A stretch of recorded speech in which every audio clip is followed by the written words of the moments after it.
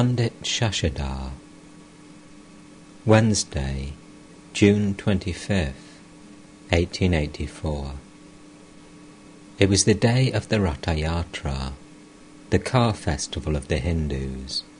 At Ishaan's invitation, Sri Ramakrishna went to his house in Calcutta. For some time the Master had had a desire to meet Pundit Shashadhar Thakur Chudamani, who had been staying with one of Ishaan's neighbours. So it was decided that he would visit the Pundit in the afternoon. A few devotees, including Hazra, accompanied the Master to Ishaan's house. Ishaan had invited one or two Brahmin scholars and a devotee who followed the tantric method of worship. Shrish and Ishaan's other sons were also present. The Master noticed that the tantric worshipper had a vermilion mark on his forehead, and smilingly said, "I see he is branded." After a while, M and Narendra arrived and bowed before Sri Ramakrishna. The Master had previously informed M that he would be at Ishaan's house. The Master joked about the delay in serving their meal. One of the scholars quoted a Sanskrit verse about the anxiety created in people's minds by the pangs of hunger. Proceeding to explain the verse, he said, "The study of philosophy is indeed edifying, but poetry is more fascinating than philosophy. People listening to good poems think of the study of philosophy, Vedanta, Nyaya, Samkhya, and so forth, as dry and insipid. Again, music is more attractive than poetry. Music melts even a heart of stone. But a beautiful woman has an even greater attraction for a man's heart than music. Such a woman passing by diverts a man's attention from both poetry and music. But when a man feels the pangs of hunger, everything else, poetry, music and woman, appears of no consequence. Thus hunger is the most arresting thing." The Master remarked with a smile, "The Pundit is witty." Soon Narendra began to sing. A few moments later the Master went upstairs for a little rest. M and Shrish accompanied him. M introduced Shrish to the Master, saying, "He is a scholar and a man of peaceful nature. We were fellow students in our boyhood. Now he is a lawyer. Master, it is a pity that such a man should practice law." M: "Yes, sir. It was a mistake on his part." Master: "I know a few lawyers. One of them shows me great respect. He is a straightforward man." To Shrish: "What is your idea about the most essential thing in life?" Shrish: "God exists, and He alone does everything. But the attributes we ascribe to Him are not the right ones. How can a man conceive of Him? His nature is infinite." Master: "What need is there of your counting the number of trees and branches in an orchard? You have come to the orchard to eat mangoes. Do that and be happy. The aim of human birth is to love God. Realize that love and be at peace. Suppose you have entered a tavern for a drink. Is it necessary for you to know how many gallons of wine there are in the tavern? One glass is enough for you. What need is there of you knowing the infinite qualities of God? You may discriminate for millions of years about God's attributes, and still you will not know them." The Master remained silent a few minutes. A Brahmin Pundit came into the room. Master to M: "There is no substance whatsoever in the worldly life. The members of Ishaan's family are good, so he has some peace here. Suppose his sons had been lewd, disobedient, and addicted to drink and other vices, then there would have been no end to his troubles. One very seldom comes across such a religious family in which all the members are devoted to God. I have seen only 2 or 3 such families. Generally, one finds quarrels, misunderstanding, jealousy, and friction. Besides, there are disease, grief, and poverty in the world. Seeing this condition, I prayed to the Divine Mother, "O Mother, turn my mind at once from the world to God." Look at Narendra's troubles. His father is dead, and the members of his family are starving. He has been trying his utmost to secure a position, but he has not yet found one. Just see how unsettled his mind is. To M. You used to come to Dakshineshwar very frequently, but why have you become such a rare visitor? Perhaps you have become particularly friendly with your wife. Is it true? Why should I blame you?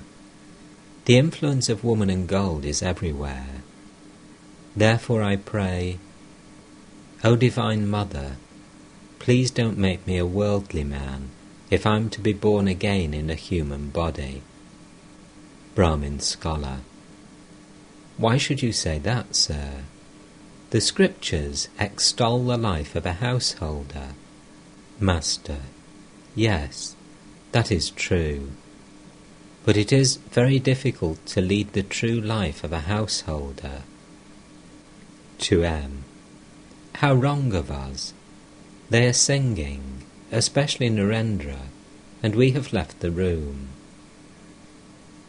About 4 o'clock in the afternoon, the master left in a carriage for the house where Pundit Shashadhar was staying. As soon as Sri Ramakrishna got into the carriage, he went into Samadhi. His physical frame was very tender as a result of the austerities he had undergone during the long years of his spiritual discipline and his constant absorption in God consciousness. The master would suffer from the slightest physical discomfort, and even from the vibration of worldly thoughts around him.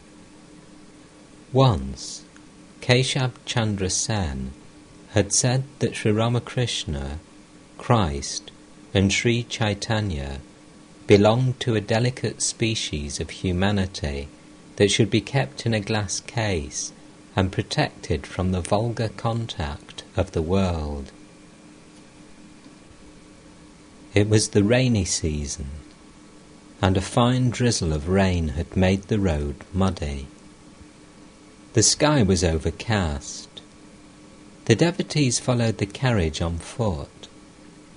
As the carriage stopped in front of the house, the host and his relatives welcomed the master and took him upstairs to the drawing room. There the master met the Pundit. Pundit Shashadhar, a man of fair complexion and no longer young, had a string of Rudraksha beads around his neck. He was one of the renowned Sanskrit scholars of his time, a pillar of orthodox Hinduism which had reasserted itself after the first wave of Christianity and Western culture had passed over Hindu society. His clear exposition of the Hindu scriptures, his ringing sincerity, and his stirring eloquence had brought back a large number of the educated young Hindus of Bengal to the religion of their forefathers. The Pundit saluted the master with reverence. Narendra, Rakal, Ram, Hazra and M, who had come with the master, seated themselves in the room, as near the master as they could, anxious not to miss one of his words. At the sight of the Pundit, the master again went into Samadhi.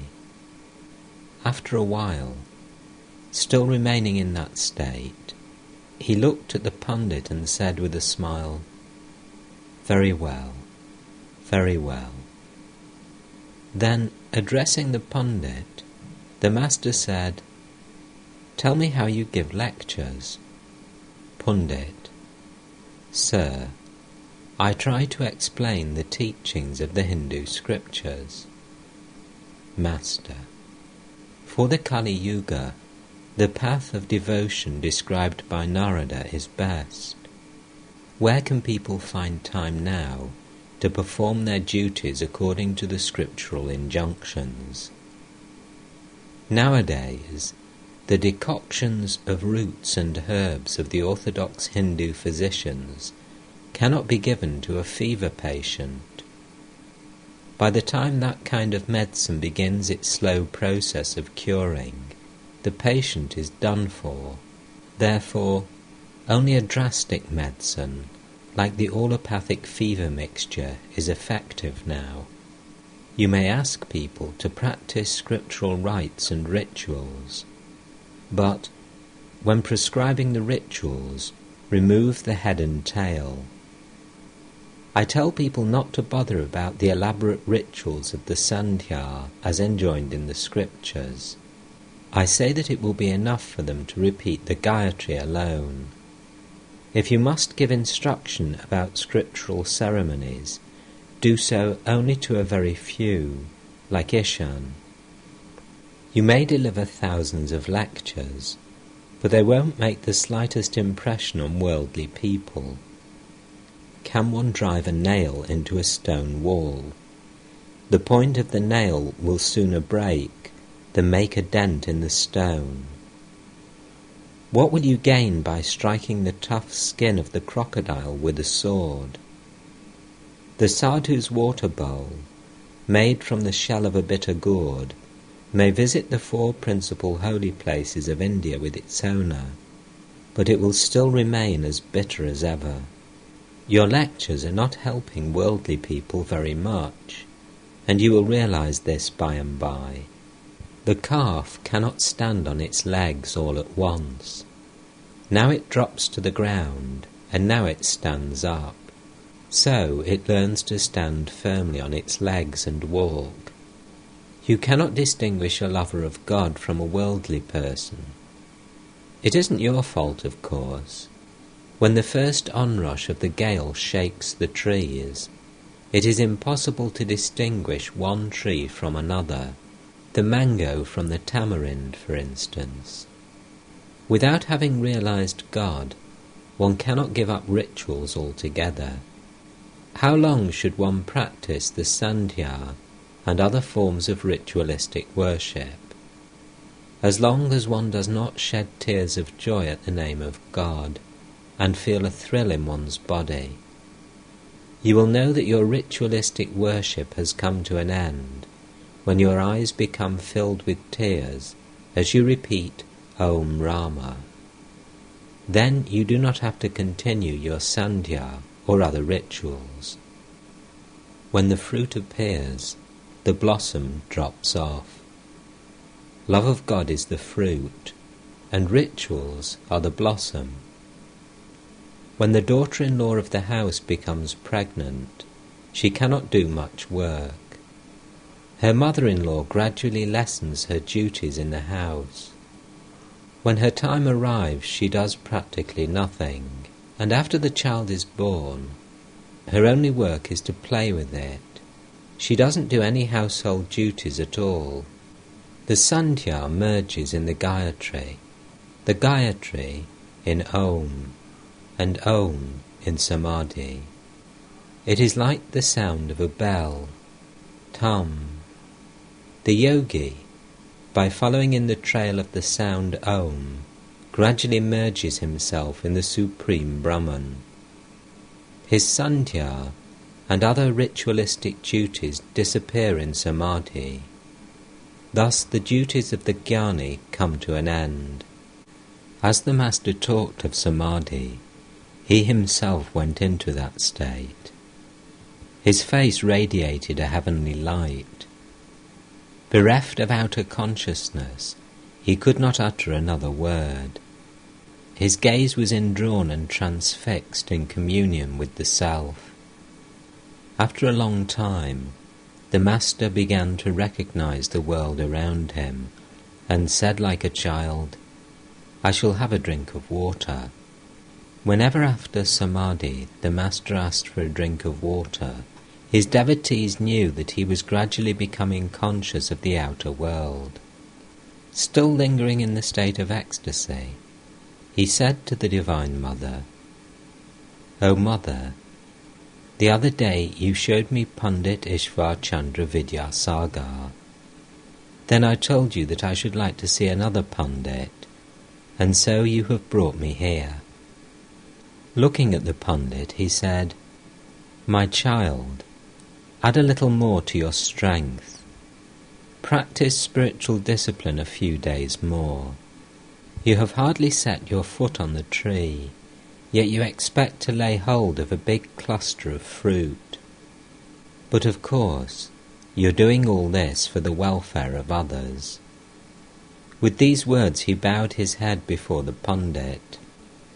The Master continued, "When I first heard about you, I inquired whether you were merely erudite, or whether you had discrimination and renunciation.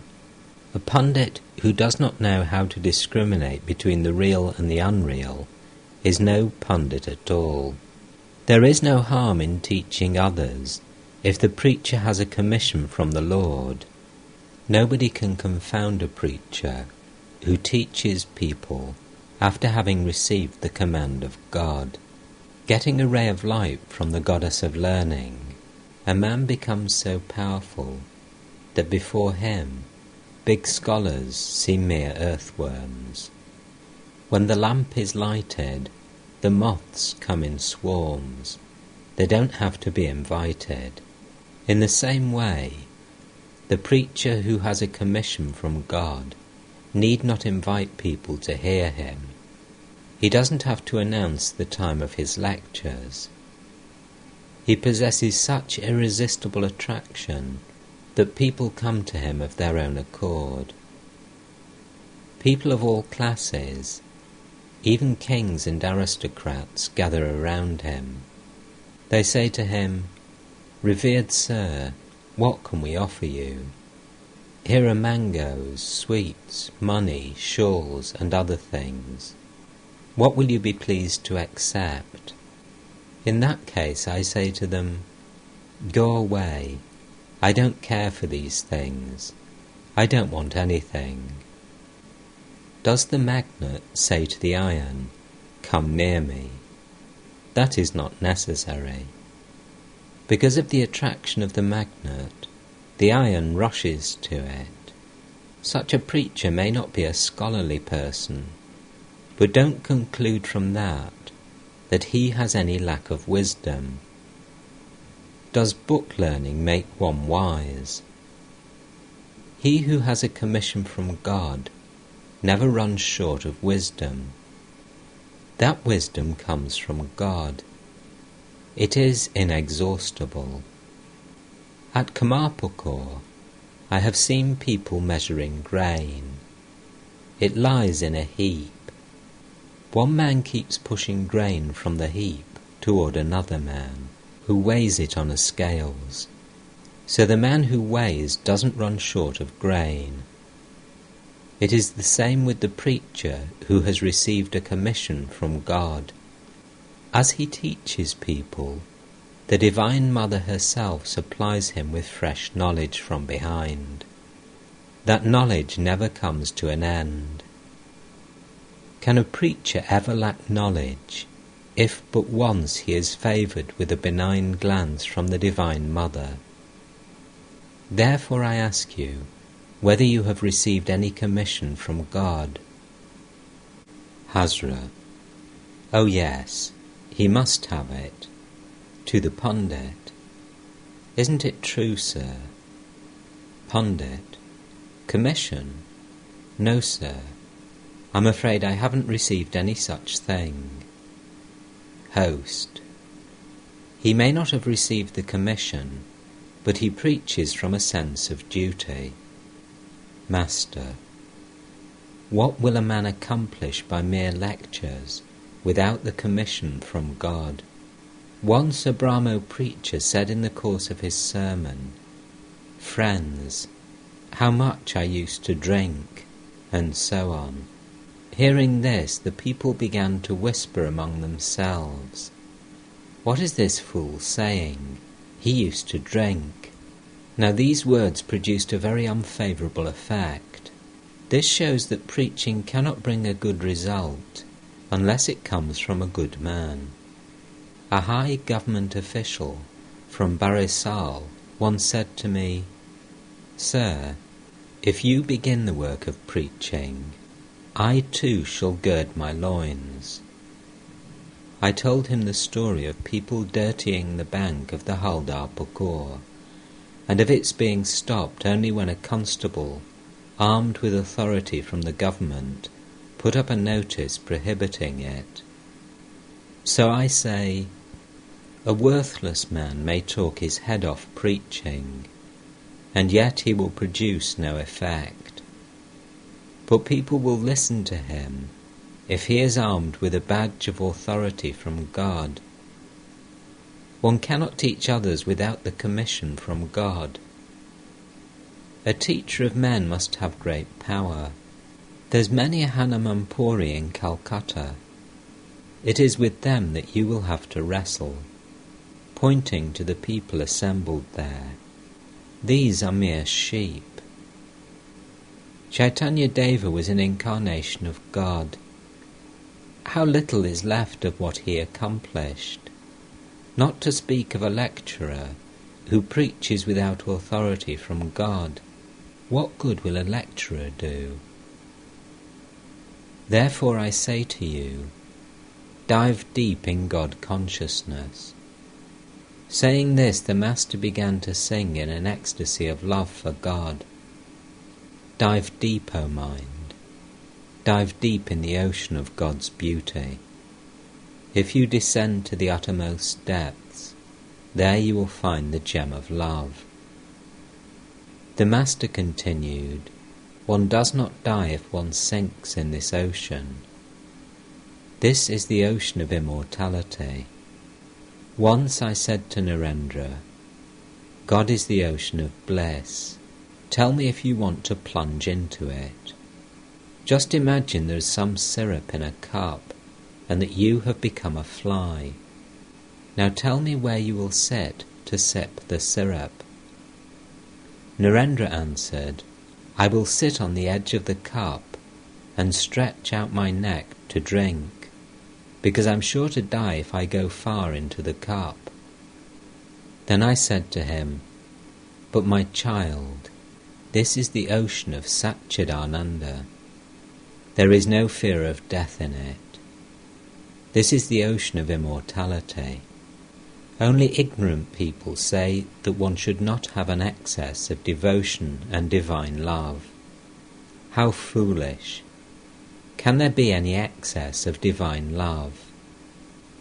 To the Pundit, therefore I say to you, dive into the ocean of Satchidananda.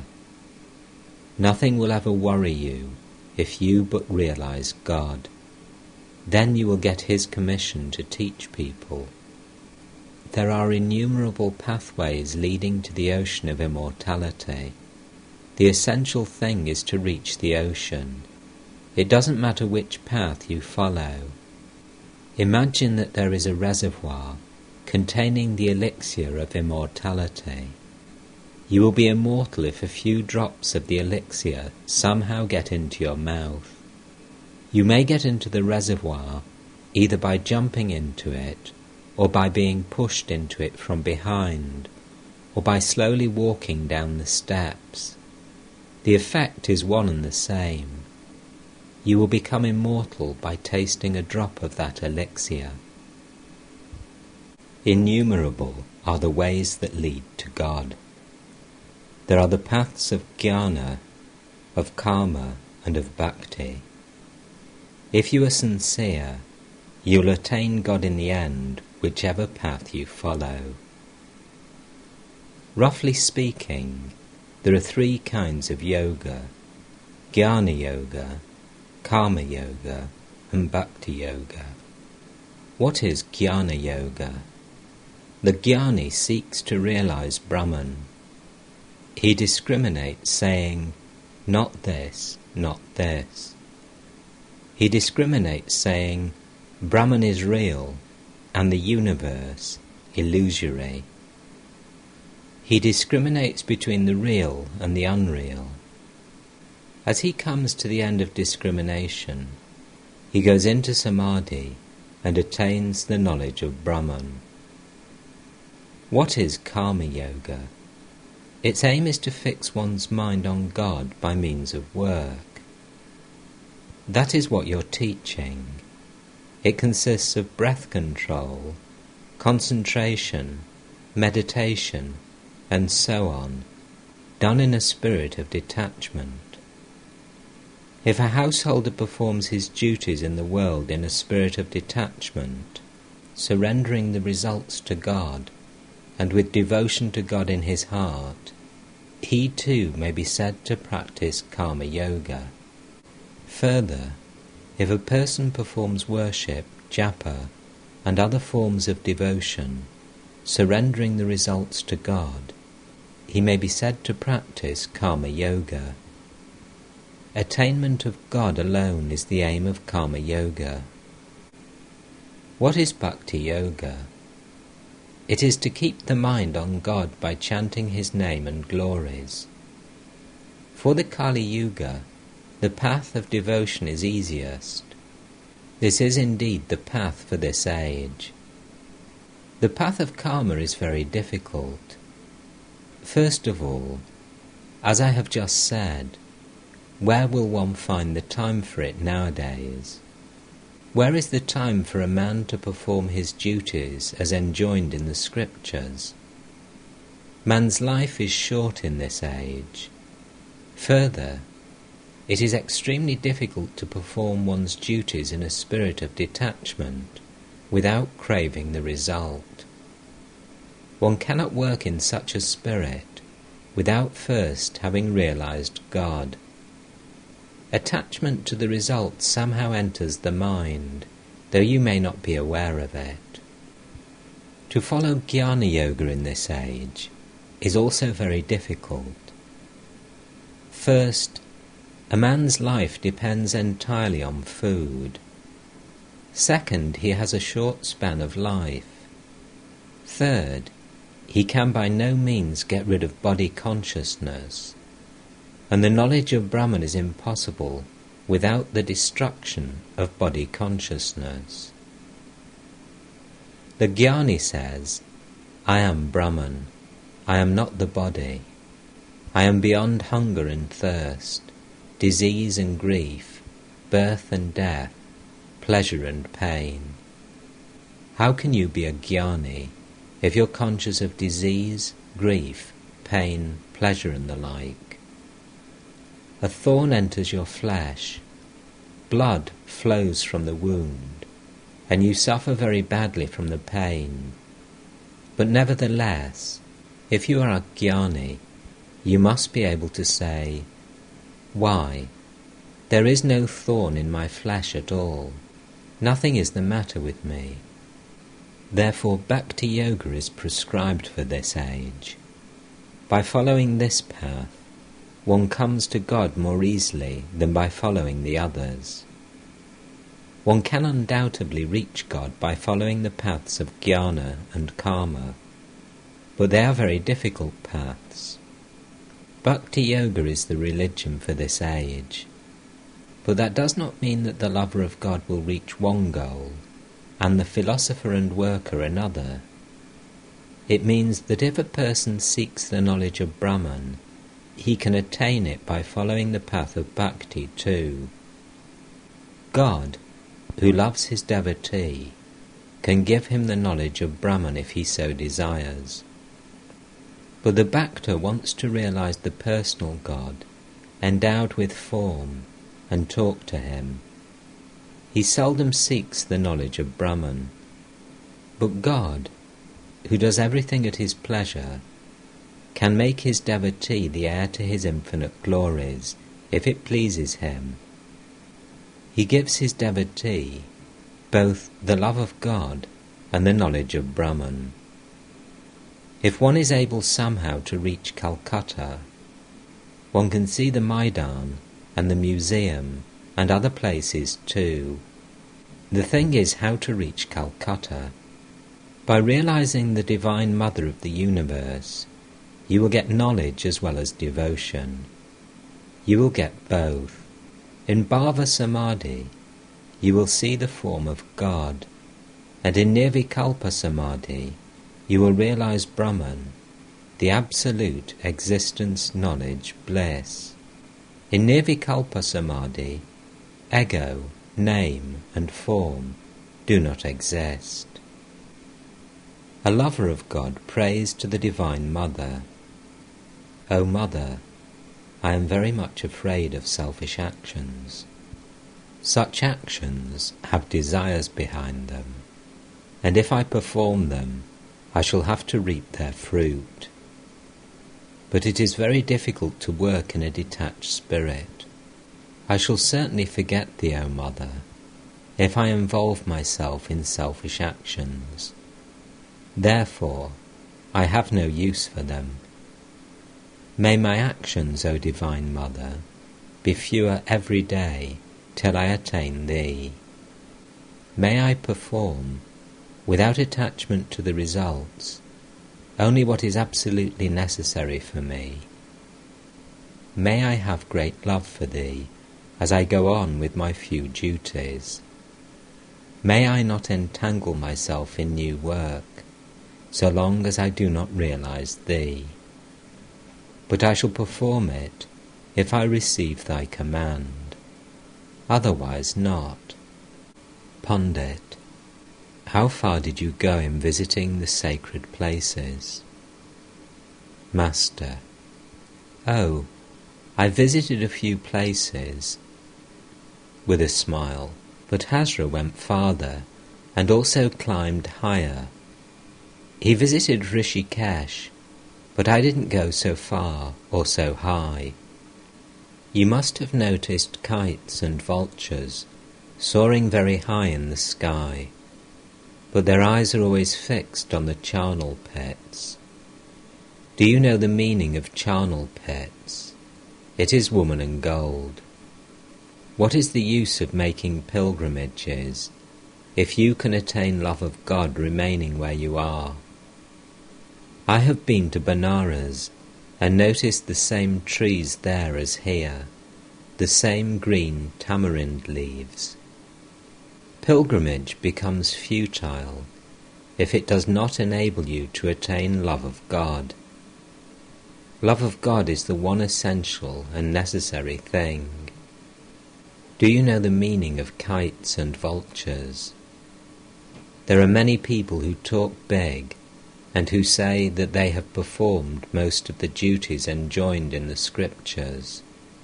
But with all that, their minds are engrossed in worldliness and deeply preoccupied with money, riches, name, fame, creature comforts and such things. Pundit: It is true, sir.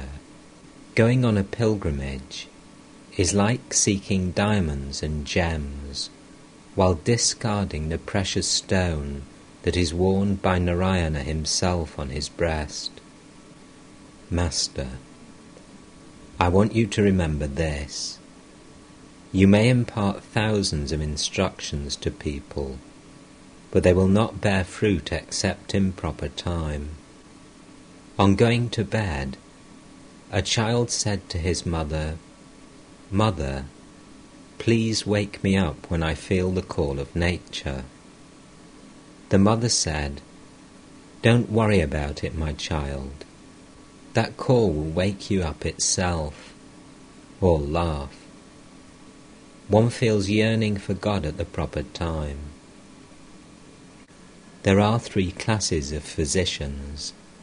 The physicians of one class feel the patient's pulse and go away, merely prescribing medicine, As they leave the room, they simply ask the patient to take the medicine.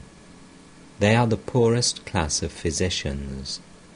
Likewise, there are teachers who only give instruction, but do not stop to see whether their teachings have produced a good or bad effect. They do not think at all about the disciple. There are physicians of another class who prescribe medicine and ask the patient to take it. If the patient is unwilling to follow their directions, they reason with him. They are the mediocre physicians. Likewise, there are mediocre teachers.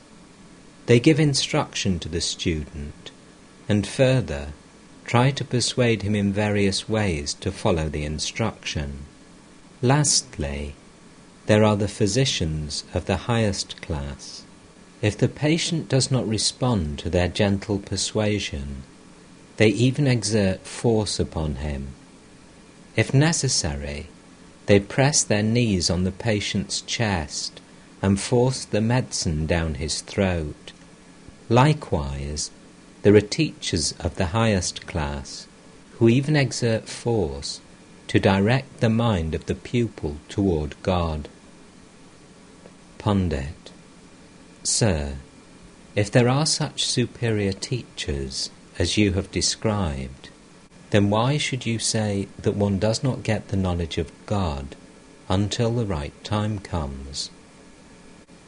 Master: You are right. But what will the physician do if the medicine runs out of the patient's mouth and doesn't reach his stomach? In such a case, even the best physician can't do anything. The teacher should judge the fitness of the student before giving him instruction.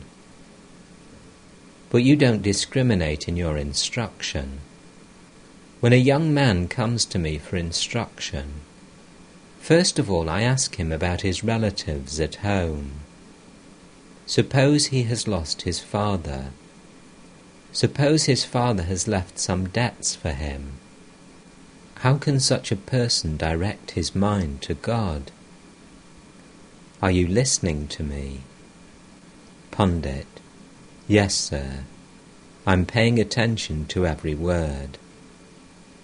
Master: One day some Sikh soldiers came to the temple garden at Dakshineshwar. I met them in front of the Kali temple. One of them referred to God as very compassionate.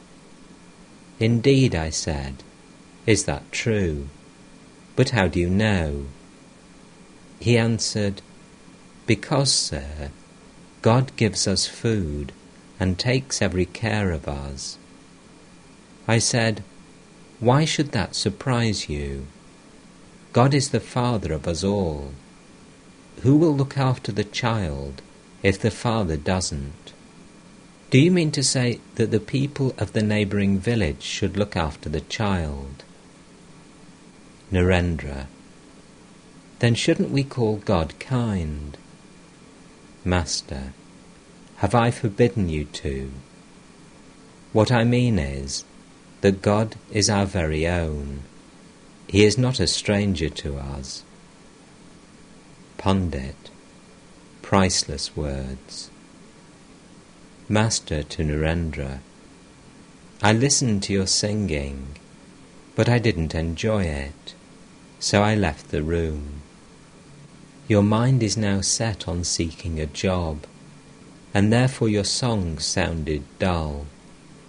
Narendra flushed. He felt ashamed of himself and remained silent. The master asked for a drink of water. A glass of water had been placed near him, but he could not take it. He asked for some fresh water. Later it was found that a man of immoral character had touched the first glass. Pundit to Hazra: You live in his company day and night. You must be very happy. Master with a smile: This is indeed a great occasion for me. Today I have seen the crescent moon of the second day of the bright fortnight. All laugh.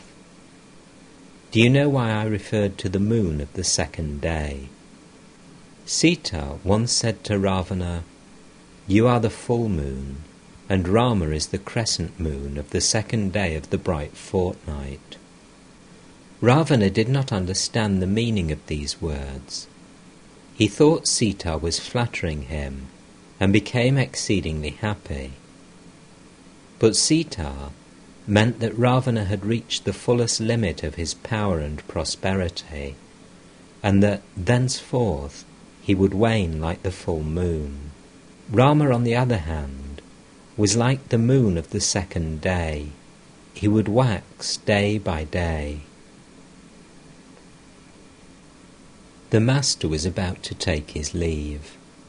The Pundit and his friends bowed low before him. It was not yet dusk, and Sri Ramakrishna returned to Ishaan's house with the devotees. The master took his seat in the drawing room with Ishaan and his sons, a Pundit, and a few devotees. Master, smiling to Ishaan, I said to Pundit Shashadhar, "You have hardly set your foot on the tree, and yet you aspire to lay hold of a big bunch of fruit. First of all, practice some spiritual discipline. Then you may teach others." Ishaan, every preacher thinks that he enlightens others.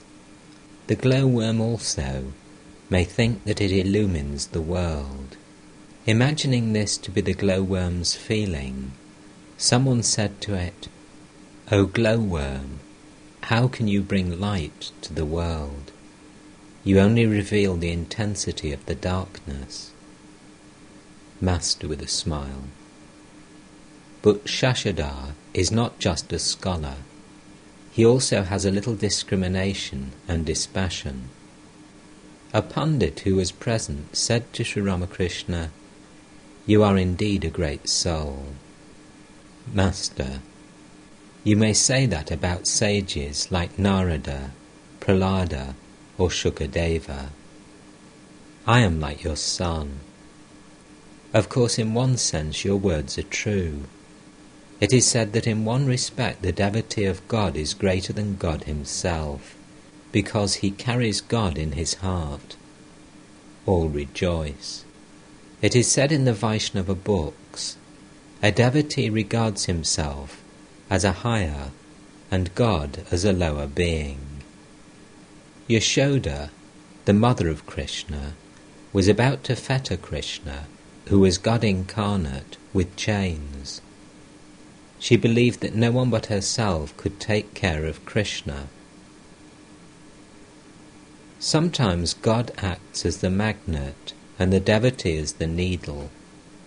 God attracts the devotee to himself.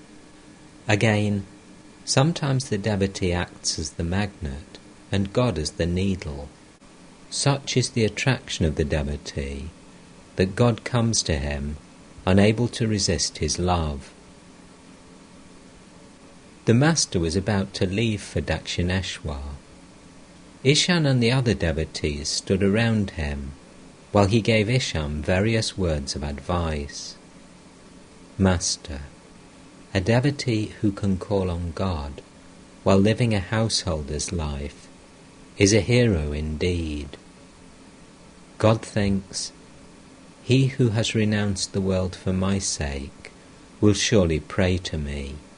He must serve me. Is there anything very remarkable about it? People will cry shame on him if he fails to do so. But he is blessed indeed who prays to me in the midst of his worldly duties. He is trying to find me, overcoming a great obstacle, pushing away, as it were, a huge block of stone weighing a ton. Such a man is a real hero." Pundit, you are right, sir. The scripture says the same thing. There is in the Mahabharata the story of the pious hunter and the chaste woman. Once a hermit was disturbed in his meditation by a crow. When he cast an angry glance at the bird, it was reduced to ashes. The hermit said to himself, "I have destroyed the crow by a mere glance. I must have made great progress in spiritual life." One day he went to a woman's house to beg his food. She was devoted to her husband and served him day and night. She provided him with water to wash his feet and even dried them with her hair. When the hermit knocked at her door for alms, she was serving her husband and could not open the door at once. The hermit, in a fit of anger, began to curse her. The chaste woman answered from the inner apartments, "I am not your crow. Wait a few minutes, sir. After finishing my service to my husband, I shall give you my attention." The hermit was very much surprised to find that this simple woman was aware of his having burnt the crow to ashes. He wanted her to give him spiritual instruction. At her bidding, he went to the pious hunter at Benares. The hunter sold meat, but he also served his parents day and night as embodiments of God. The hermit said to himself in utter amazement, "Why, he is a butcher and a worldly man. How can he give me the knowledge of Brahman?" But the hunter was a knower of Brahman, and had acquired divine knowledge through the performance of his worldly duties. The hermit was illumined by the instruction of the pious hunter. The master was about to take his leave. He was standing at the door of the next house, where Ishaan's father-in-law lived. Ishaan and the other devotees stood by the master. They were waiting to bid him goodbye. Sri Ramakrishna said to Ishaan, "Live in the world like an ant. The world contains a mixture of truth and untruth, sugar and sand. Be an ant and take the sugar." Again, the world is a mixture of milk and water, the bliss of God consciousness and the pleasure of sense enjoyment. Be a swan and drink the milk, leaving the water aside. Live in the world like a waterfowl. The water clings to the bird, but the bird shakes it off. Live in the world like a mudfish. The fish lives in the mud, but its skin is always bright and shiny. The world is indeed a mixture of truth and make-believe. Discard the make-believe and take the truth. Sri Ramakrishna got into the carriage and left for Dakshineshwar.